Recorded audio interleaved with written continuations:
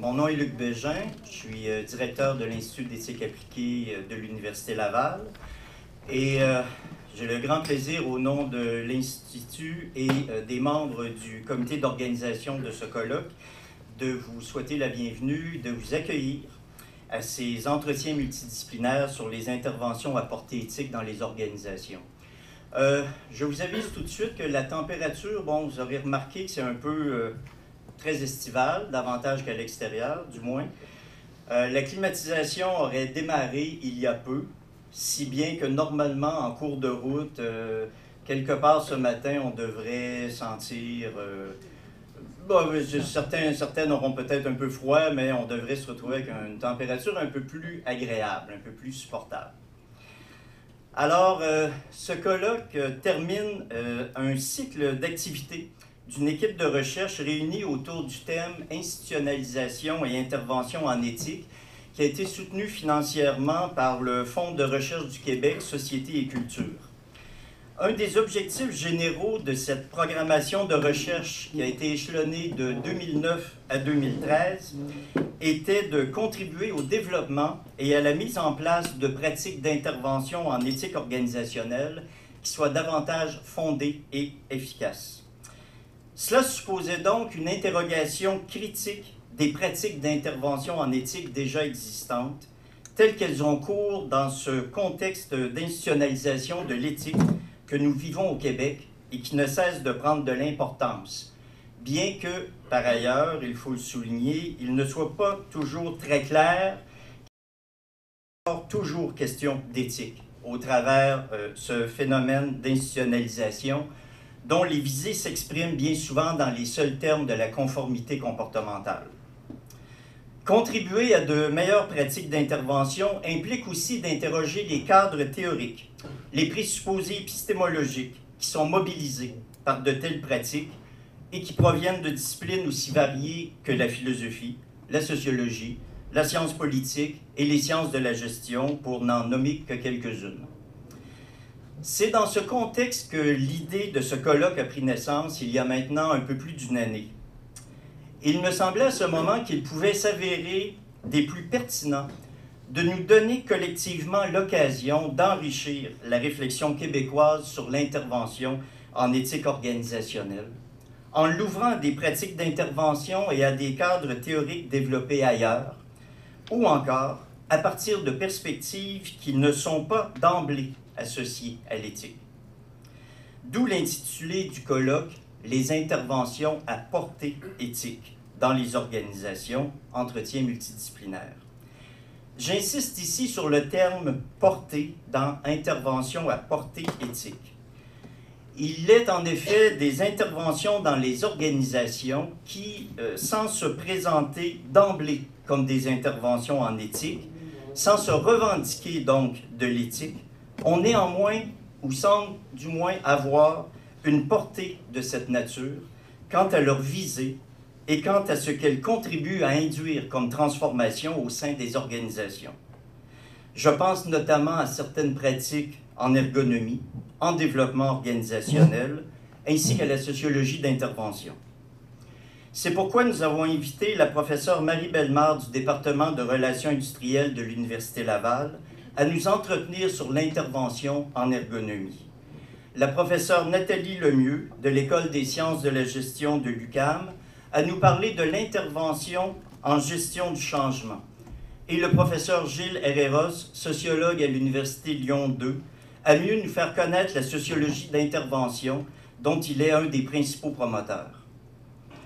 Nous souhaitions également pouvoir échanger avec d'autres collègues de la francophonie qui situent d'emblée leur travail d'intervention en organisation dans le registre de l'éthique.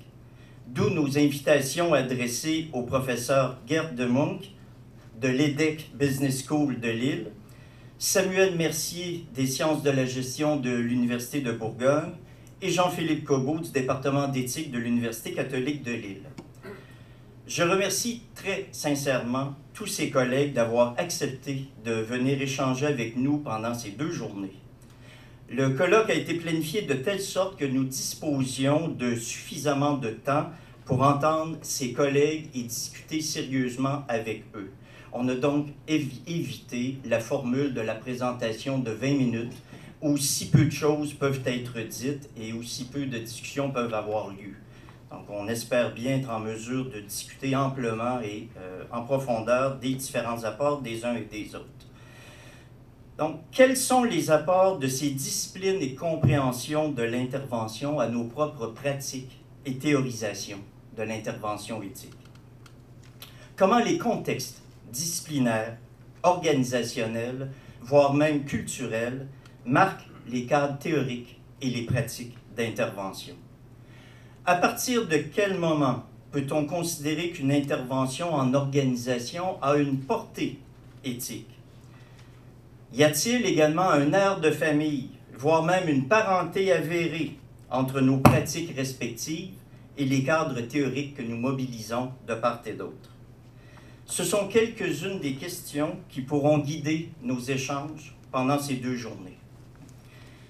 Ces échanges supposent évidemment que soient aussi présentées des réflexions de collègues québécois.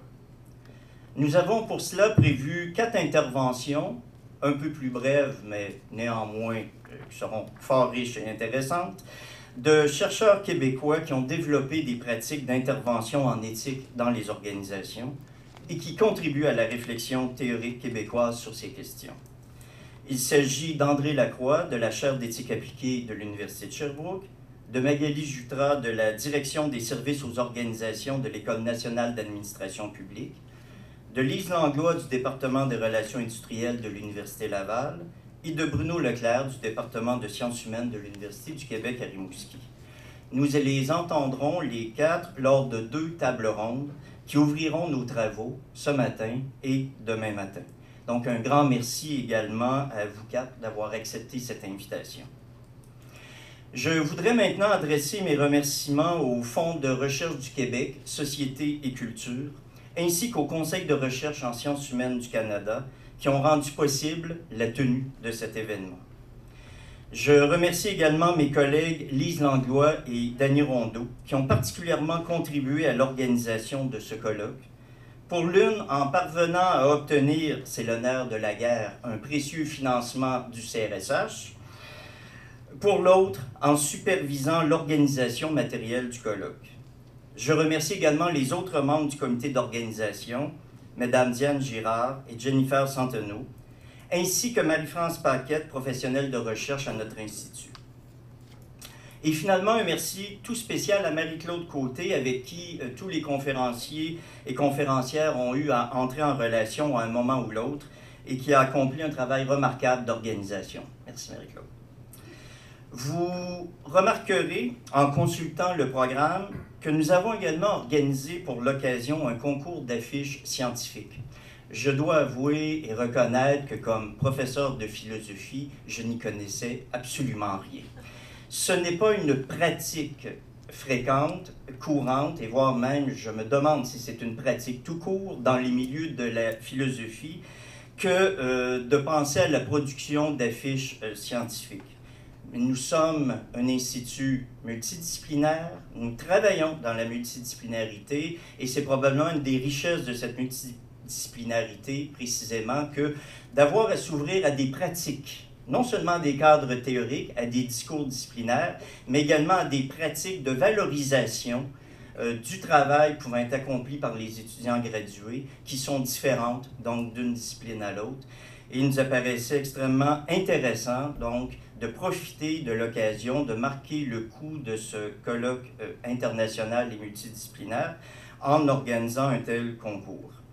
Donc, le comité d'organisation a vu dans ce colloque une très belle opportunité de permettre à des étudiants gradués de présenter leurs travaux de recherche par affiche et une belle occasion également, en même temps, de souligner le travail de pionnier en éthique organisationnelle qui a été accompli par notre collègue et bon ami Georges A. Legault, qui est ici avec nous.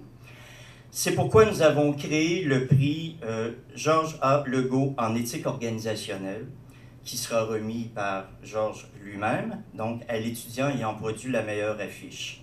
Je souligne que c'est également à lui qu'il reviendra de faire un bilan de nos entretiens en fin d'après-midi demain. d'où la posture un peu en retrait de notre collègue, que nous allons garder bien occupé pendant ces 2 journées. Je reviens aux affiches. Les affiches seront présentées par les étudiants pendant la pause de cet après-midi à 15 h. Et le prix, donc, vous pourrez aller les rencontrer et leur demander de vous présenter donc, leur travail. Et le prix sera remis lors du cocktail qui va clôturer cette première journée de colloque, auquel, évidemment, vous êtes tous et toutes invités à 17 h. Alors, je souligne également, bon, c'est un petit point de détail, dans le programme, il est prévu, j'indique ici que nous allons reprendre en après-midi la séance à 13h45. La reprise se fera à 13h30 plutôt que 13h45. Donc, je le signale dès maintenant. Alors, merci à tous et à toutes d'être parmi nous pour ces entretiens que je nous souhaite les plus fructueux et les plus profitables possibles.